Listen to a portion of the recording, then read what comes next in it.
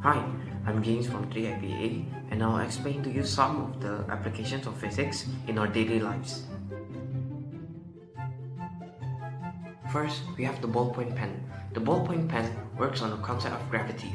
This is because the ballpoint pen works by letting ink slowly travels down a hollow tube until it meets a tip with a rotating ball. The ball holds the ink in place until you roll the ball on a piece of paper. In a typical ballpoint pen, the flow of the ink is due to gravity alone.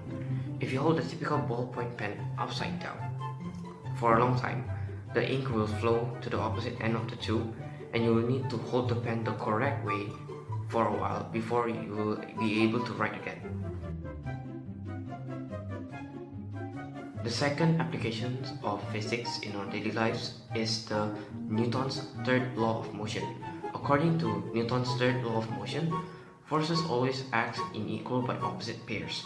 Another way of saying this is for every action, there's an equal but opposite reaction. This means when you push a wall, the wall pushes back on you with a force equal in strength to the force that you exerted. Another application of physics in our daily lives are these earphones. The concept of magnetism and sound waves are involved in the use of earphones. When you plug your earphone to an electric source, the magnet in your earphone creates an electromagnetic field which ultimately results in sound waves.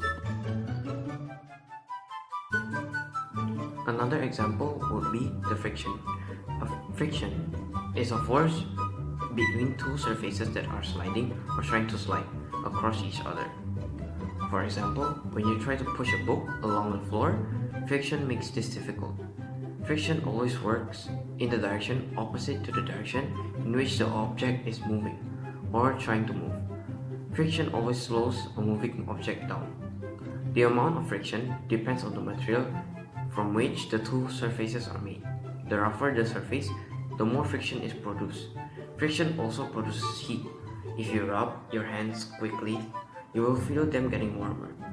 Friction can be useful for us because it prevents our shoes slipping on the pavement when we walk and stops the car tires from slipping on the road.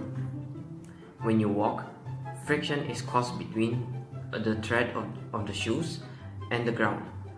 This friction acts to grip the ground and prevent sliding.